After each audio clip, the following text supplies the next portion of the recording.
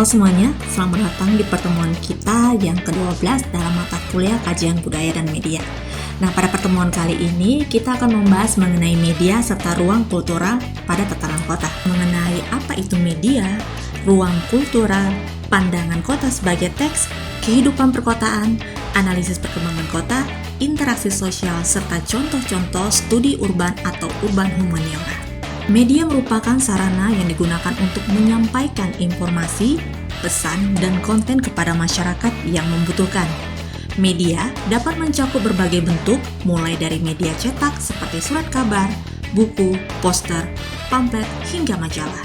Tidak hanya media cetak, ada pula media elektronik atau disebut sebagai media digital seperti televisi, radio, internet yang mencakup lebih luas seperti media sosial yang sekarang lebih sering digunakan oleh masyarakat, contohnya Instagram, TikTok, atau YouTube. Media memiliki peran penting dalam membentuk opini atau pandangan publik, sebab media dapat mempengaruhi pemikiran dan tanggapan yang dikeluarkan oleh masyarakat yang mengetahuinya.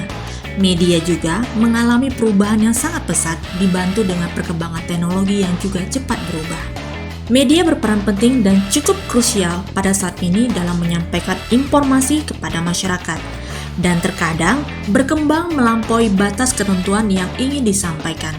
Hal ini menyebabkan beberapa informasi menjadi hiperbola atau dilebih-lebihkan, bahkan melenceng dari kebenarannya atau sering disebut sebagai hoax. Media juga dijadikan topik diskusi bagi sekelompok kalangan yang memang membutuhkan informasi terkini. Contohnya seperti media yang menyampaikan info politik, public figure, dan pembelajaran. Tetapi selain itu, media juga dapat memberikan informasi dan hiburan bagi yang membutuhkan. Pada era informasi saat ini, masyarakat diminta untuk kritis menganalisis apapun informasi yang disampaikan oleh media. Jika tidak, akan menimbulkan kerusuhan atau bahkan perpecahan antar kelompok dan masyarakat yang memiliki sifat pro dan kontra terhadap media yang disampaikan. Kita masuk dalam pembahasan ruang kultural. Ruang kultural diartikan sebagai lingkungan atau wilayah yang terkait dengan aspek budaya dalam suatu masyarakat atau komunitas.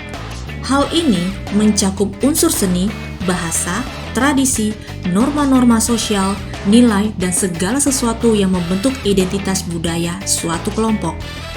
Ruang kultural tidak terbatas hanya pada ruang fisik, tetapi juga merambah dimensi-dimensi yang bahkan berbentuk abstrak seperti ide, pandangan, atau paradigma, serta praktik kehidupan sehari-hari.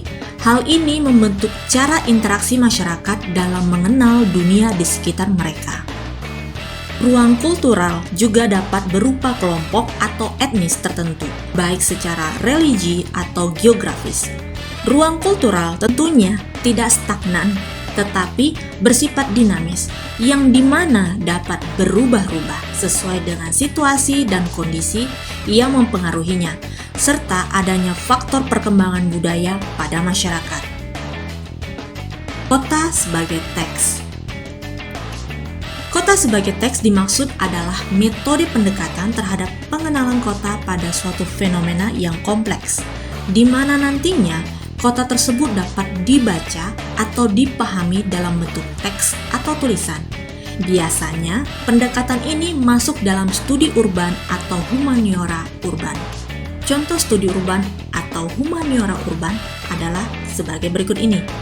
Yang pertama, kesenian atau budaya perkotaan.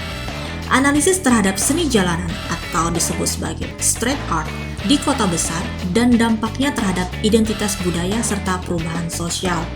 Namun, hal ini menjadi polemik bagi sebagian orang, sebab street art bisa menjadi positif atau negatif yang diciptakan oleh pembuatnya pada tatanan kota.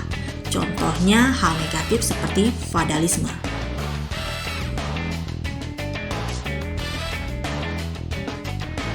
Yang kedua, yaitu sejarah perkotaan.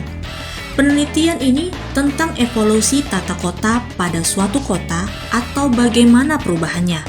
Hal ini mencerminkan perkembangan masyarakat di kota tersebut. Berikutnya yang ketiga, yaitu antropologi kota. merupakan kajian atau analisis tentang kehidupan sehari-hari pada masyarakat perkotaan, seperti hedonisme atau mobilisasi pemukiman masyarakat padat penduduk, seperti contohnya di kota Jakarta atau kota-kota padat penduduk lainnya. Yang keempat, linguistik perkotaan. Linguistik perkotaan merupakan analisis bahasa, slang, atau dialek kota sebagai ekspresi identitas kultural dalam lingkup perkotaan. Contoh seperti bahasa Jaksel atau bahasa Ngapak. Bahasa perkotaan ini merupakan bahasa yang memiliki makna tersendiri pada wilayah tersebut. Contohnya seperti bahasa Jaksel yang merupakan campuran bahasa Inggris dan bahasa Indonesia, atau bahasa Ngapak yang merupakan campuran dari bahasa daerah ke bahasa Indonesia yang diserap sehingga menjadi bahasa baru. Contohnya bahasa G itu sama dengan kata doang, atau gupek yaitu panik. Contoh lainnya, kata basing diartikan sebagai kata terserah, atau kita balik lagi ke bahasa luar yaitu inyong, biasanya diartikan sebagai kata saya. Sosiologi perkotaan. Sosiologi perkotaan hampir sama dengan analisis antropologi perkotaan. Namun, untuk sosiologi lebih menekankan pada isu struktur sosial dan ketidaksetaraan dalam layanan kota. Berikutnya, kebijakan perkotaan. Hal ini berkaitan dengan evaluasi kebijakan penataan ruang dan pembangunan kota serta partisipasi masyarakat. Selanjutnya, sastra dan perkotaan. Sastra dan perkotaan merupakan penelitian mengenai tulisan seperti novel atau puisi yang menggambarkan kehidupan perkotaan. Contohnya seperti novel Supernova. Berikutnya, arsitektur dan identitas kota.